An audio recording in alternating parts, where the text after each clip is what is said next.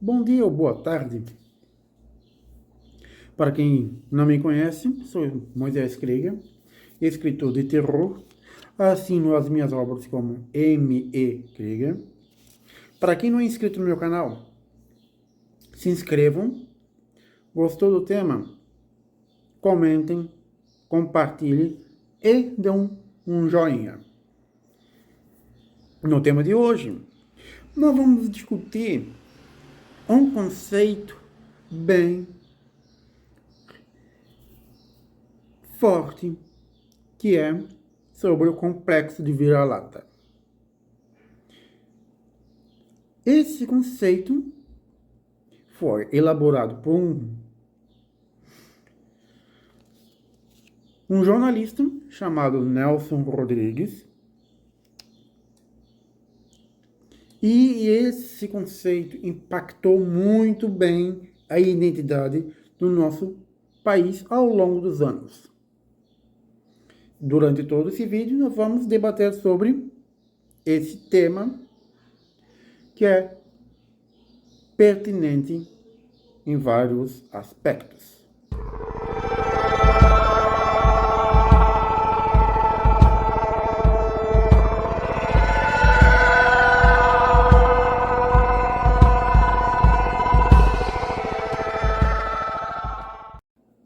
O tema de hoje é o complexo de vira-lata.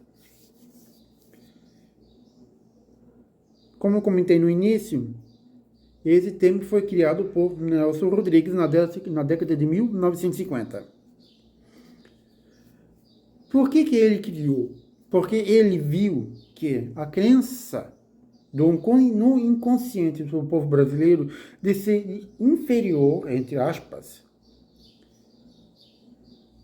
comparando a outras etnias, como sendo um obstáculo para o desenvolvimento do país. Como assim inferior? Porque o brasileiro criou aquela estigma, dizer que aquilo que é nacional não presta. Tudo aquilo que é produzido nacionalmente não tem valor. O que é importado é mais valorizado do que o nosso produto interno.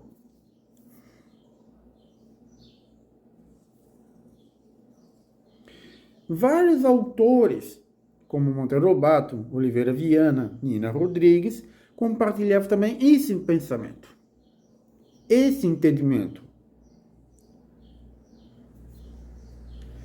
Mas o que construiu, o que solidificou esse entendimento que somos inferior foi a derrota da seleção brasileira no Copa do Mundo em 1950.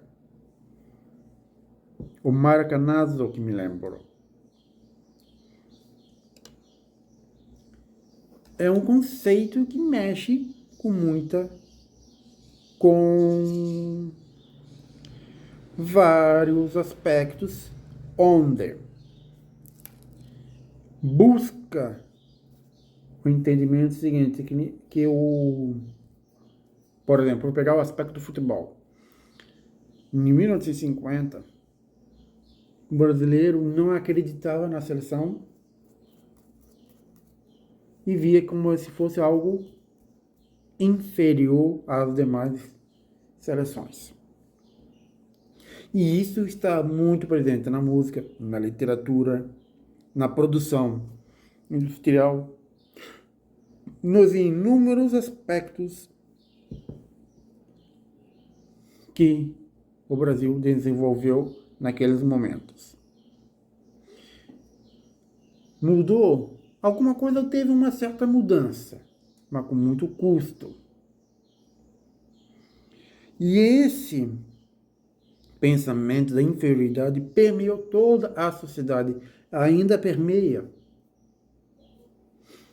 com justificativa que aquele que é produzido nacionalmente não pode ser valorizado, porque ele é inferiorizado comparando com os outros países, com as outras etnias, por exemplo. Vamos pegar o aspecto brasileiro, da literatura brasileira. A literatura brasileira é muito rica.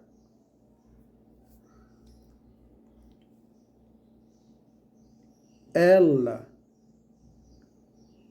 tem muita coisa boa. Por exemplo, o Monteiro Lobato, Clarice Lispector, entre outros. Machado de Assis, se eu citar, vou capaz de esquecer de alguns.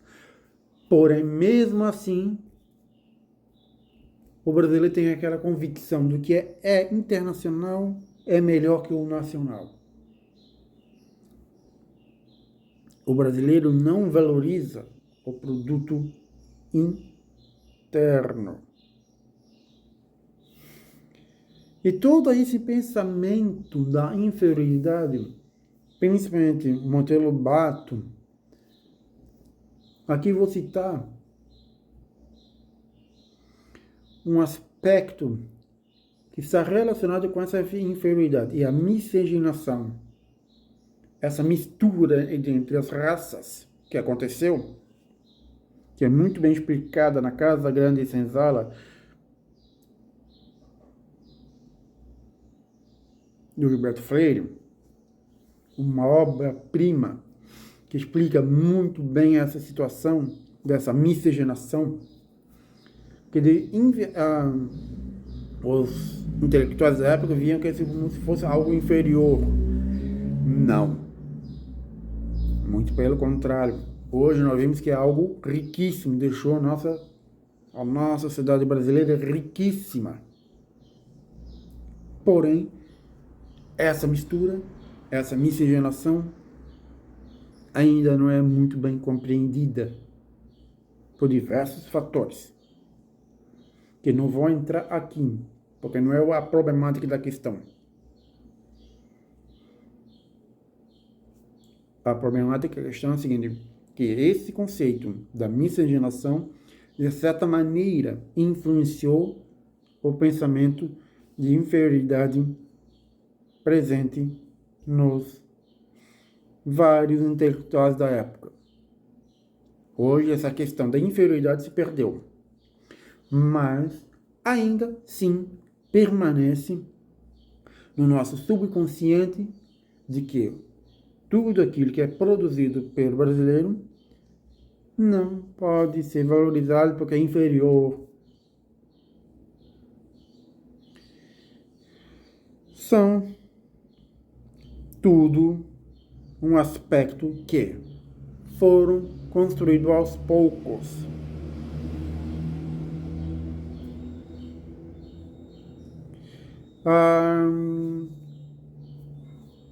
Como, por exemplo, em 1930, indo na mesma onda que aconteceu na Europa, a questão, o aspecto da eugenia, que existiam muitos que defendiam a teoria da eugenia, fazer uma limpeza racial, melhor falando, entre aspas, né? Eles acreditavam que iriam fazer uma certa limpeza na linhagem brasileira, fazendo com que ao aspecto cultural aqui, a literatura, a música, a arte plástica, começasse a ser valorizada. Esse conceito de eugenia reforça ainda mais o complexo vira-lata. A partir do momento que o brasileiro observar a riqueza dessa miscigenação que aconteceu durante todo ao longo do processo da colonização, da construção do Brasil, ver que é algo rico, esse conceito vira-lata da inferioridade brasileira cai por terra. É preciso sim valorizar. Não podemos cair na onda de que tudo aquilo que é brasileiro não presta. Reforço, toda a cultura brasileira é rica. Basta nós olharmos com outros olhares. Mas como fazer isso? Dá para fazer de repente? Não. É uma reconstrução no nosso subconsciente. Isso leva tempo e tempo. Não há como dizer que vai ser feito isso agora, depois isso. Não. Não tem. Tudo leva tempo ao tempo. Tem um livro, Renato Duquel, A Cura da Fealdade. Está presente como as pessoas compreendiam e viam a sociedade brasileira em 1930. Houve uma evolução? Houve. Essa evolução é necessária? Sim. É necessário que essa evolução, pensamentos, mudem. Com certeza. Se quisermos transformar um país melhor, nós temos que compreender que tudo faz parte de um processo e esse processo é lento e gradual.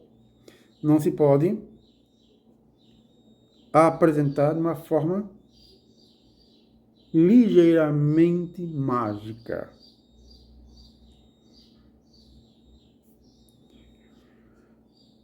Repetindo, aqui o Nelson Rodrigues apresentou o conceito de vira-lata em 1950 devido à derrota do Brasil na Copa do Mundo em 1950, que aconteceu aqui no Brasil. E nesse caminho existem alguns pensadores que são anti-vira-lata, que são pensadores que tentaram buscar uma forma de compreender que essa miscigenação não é algo ruim, é algo muito bom. Aqui podemos citar o Gilberto Freire, como já comentei, e o grande Ariano Suassuna, que bateram de frente com esse conceito do complexo de vira-lata. Gilberto Freire afirmava que essa miscigenação não é algo ruim, é algo bom, que era uma força e uma democracia racial avançada. Ou seja, a miscigenação aconteceu para fortalecer a sociedade brasileira.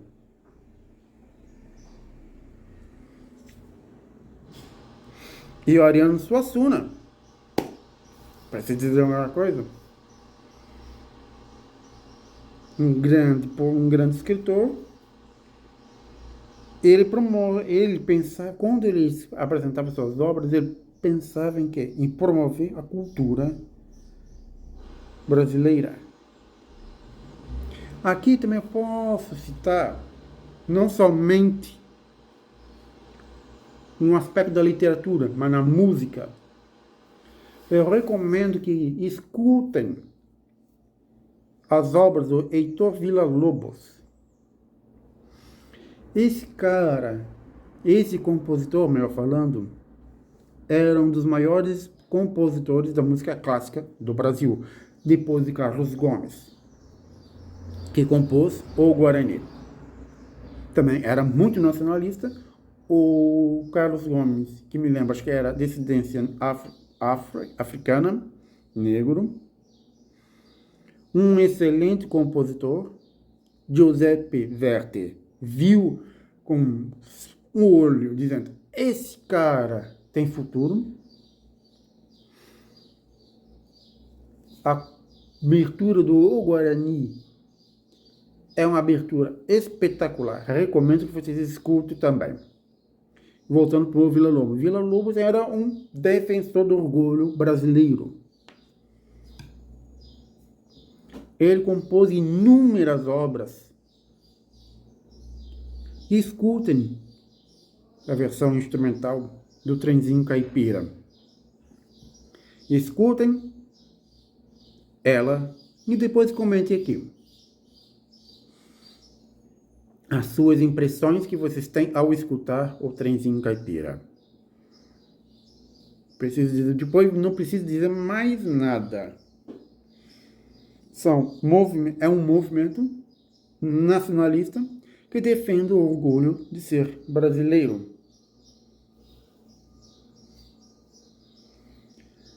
Toda a história do Brasil, ela é impactante, cheia de sonâncias que precisam ser compreendidas com maior exatidão, melhor falando. Existem escritores intelectuais que apresentavam uma certa inferioridade, no pensamento de inferioridade, e pensadores e escritores que olhavam com certa prepotência, melhor falando, dizer, nós somos bons. Nós temos excelentes músicos, excelentes escritores. Basta você sentar e fazer a leitura deles. E vocês vão ver que cada intelectual, cada escritor, cada músico tem sua performance, tem sua sonância. Mas mesmo de grandeza. Mesmo assim, o brasileiro ainda tem no subconsciente de que somos inferior, devido a fatores.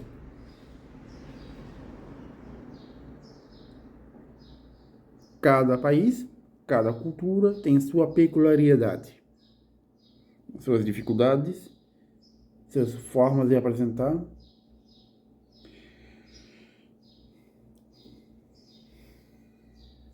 Por que nós devemos conhecer a história do Brasil? Para sabermos o que é bom, o que trouxe de positivo para nós, e o que nós podemos que mudar, evoluir, transformar em algo que seja muito melhor. Bom, ótimo, vamos continuar. Se está ruim, vamos mudar, vamos evoluir. A cultura, ela não é estática, melhor falando. Ela evolui.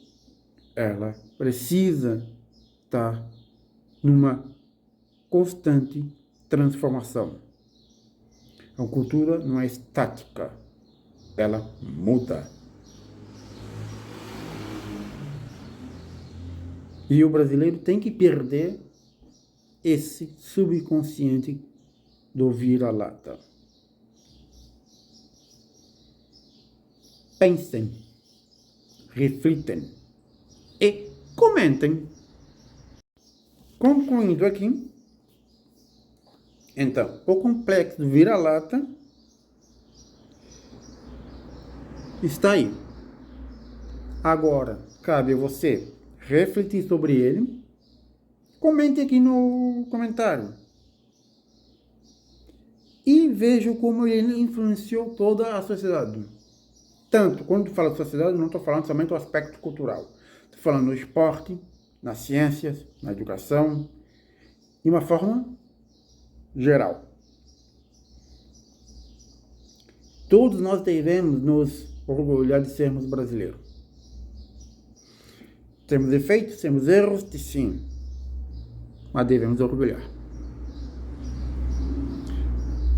Por quê? Porque nós temos excelentes escritores, temos excelentes músicos, nós temos... no futebol não está indo? Bem, não importa. Nós já tivemos excelentes jogadores. Nem precisa entrar comentando sobre cada um, porque também senão o vídeo vai ficar muito longo. Também não é temática desse vídeo, desse canal. Mas enfim, reflitem e não deixe de comentar.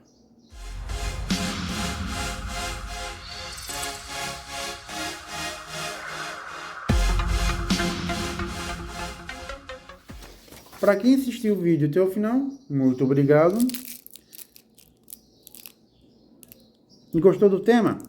Dá um joinha. Se não é inscrito, se inscrevam. E todas as sextas-feiras tem um novo vídeo no canal. Um forte abraço e até mais.